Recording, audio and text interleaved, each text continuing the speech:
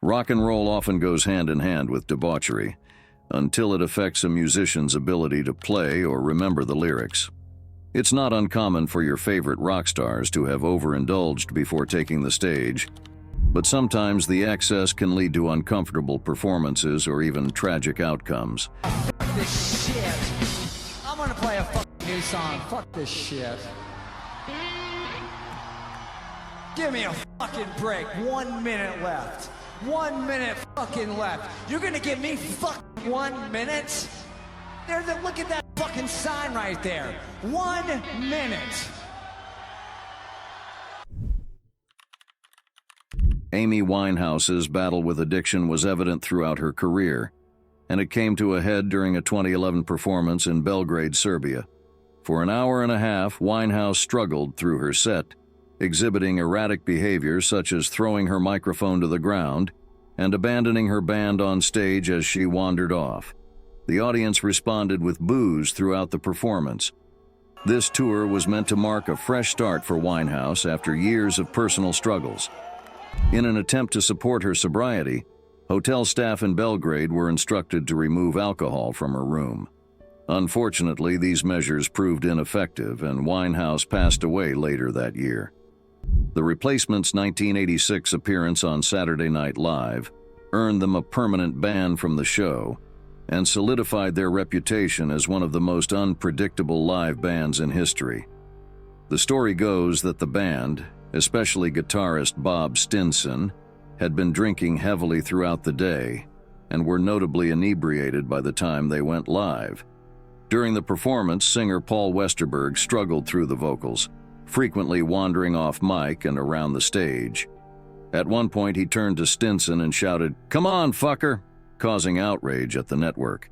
As a result, SNL creator Lorne Michaels banned the band from ever appearing on the show again.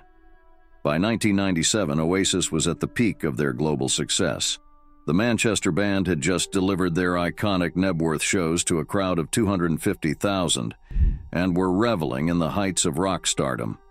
However, tensions between brothers Liam and Noel Gallagher were escalating, and their on- and off-stage excesses only exacerbated the situation. During a 1997 performance in France, a visibly inebriated Liam Gallagher created chaos on stage. He sat down, staggered around in a daze, climbed on top of everything in sight, and even played the drummer's cymbals with his hands, all while thousands of fans looked on. At a 2002 Creed concert in Chicago, the band's performance was so notoriously disastrous that fans ended up suing the group. Fans take revenge on a rock group after a concert they say was awful. Why? The claim? Some members of the band were either drunk or somehow inebriated. The lawsuit alleged that singer Scott Stapp was so intoxicated and/or medicated that he could not perform. According to the suit, Stapp frequently left the stage during songs for extended periods, rolled around on the stage floor in apparent pain or distress, and even seemed to pass out while performing. In response, the band issued a statement apologizing for the performance, framing it as the most unique of all Creed shows and a memorable part of rock and roll history. By 1970, Jim Morrison's drinking and substance use had reached a critical point. During one particularly embarrassing incident, Morrison went on a drunken rant in front of an audience shouting, "Come out from behind that false mustache, Adolf. I know you're in there," before keyboardist Ray Manzarek urged him to knock it off. In another notable event that same year, Morrison berated a Boston crowd after promoters cut power to everything except his vocal microphone. Manzarek had to intervene and pull Morrison off stage, bringing the show to an abrupt end. Their subsequent show was canceled, signaling the beginning of the end for the band. Morrison passed away the following year. The late Scott Wyland had a well-documented struggle with substance issues leading up to his passing in 2015. One of his most infamous performances occurred at a Stone Temple Pilots show in Houston, Texas. During this show, Wyland delivered a bizarre rant about God and friendship, while admitting to recent drinking and noticeably slurring his words. Rock and roll, I believe in God, I believe in shit with the family. But, you know what? On the 8th of December will be the time when I stopped doing dope. The situation was compounded by the fact that the set was shortened and started late, which only intensified concerns about Wyland's condition and his drinking.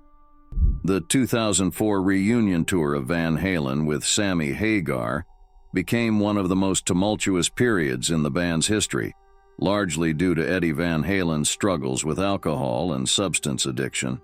The tour was marred by a series of problematic performances, including a particularly chaotic incident where Van Halen's guitar became unplugged while he played inebriated, and his tech struggled to rectify the situation. Tensions between Hagar and the rest of the band were also at a breaking point during the reunion.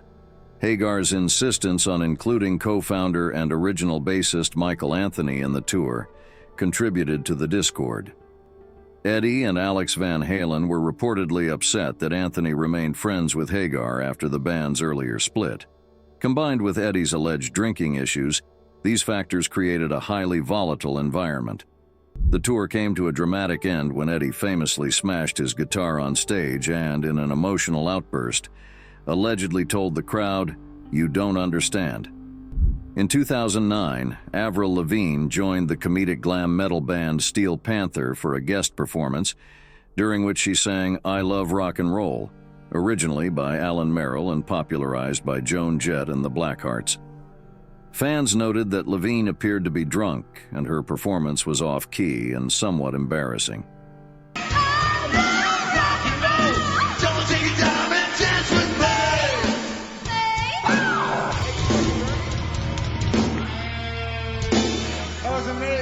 Sounded perfect. Dude, she's fucking, you're 21, right? I'm 21. She's 21. Make some noise for Avril Lavigne, 21. Lavigne has an interesting history with Steel Panther. It was rumored that she almost had them perform at her wedding to Chad Kroeger. The band even playfully announced on their YouTube page, "We're going to a wedding. We are going to be playing at Chaz and Avril Lavigne's wedding. We've never been to a wedding before. Obviously, nobody in our band has ever gotten married. None of our parents ever got married. I don't even know who my dad is." During a 1978 performance of Good Vibrations, the Beach Boys' Carl Wilson gave a notably troubled rendition, stumbling over lyrics and going severely off-pitch during his signature lead. This performance marked a low point in the band's history, which continued to decline until the passing of Wilson's brother Dennis in 1983. Carl Wilson himself passed away from lung cancer in 1998, years after the band's peak commercial success and their landmark album, Pet Sounds. Guns N' Roses quickly built a reputation for their wild behavior and notoriously sloppy performances. One notable incident occurred in 1991, when guitarist Slash struggled with the intro to the band's hit, Welcome to the Jungle, appearing too inebriated to play the notes correctly. The previous year, Slash had also made headlines for his profane outburst at the American Music Awards. Reflecting on the incident, he commented, "I don't know what I said on stage, but it was short and sweet. I don't think there were too many fucks in it."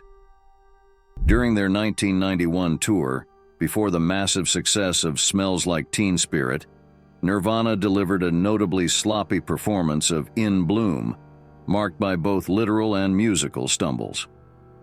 In a clip from the show, Kurt Cobain can be seen swerving around the stage and struggling through the performance. This tour, which was a double-header featuring Sonic Youth, was characterized by heavy drinking and partying, as documented by Dave Markey, a friend of Sonic Youth who filmed the tour's antics. It was also during this tour that Cobain crossed paths with Courtney Love, who was dating Smashing Pumpkins' Billy Corgan at the time and attended the Rotterdam show. In 2012, Green Day lead singer Billy Joe Armstrong's long-standing issues with drinking and substance use came to a head during the iHeart Music Festival in Las Vegas.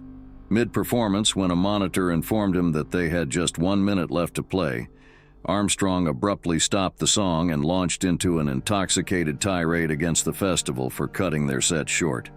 Reflecting on the incident which led to him entering rehab, Armstrong later said, "I remember tiny things. The next morning I woke up. I asked my wife, Adrienne, 'How bad was it?'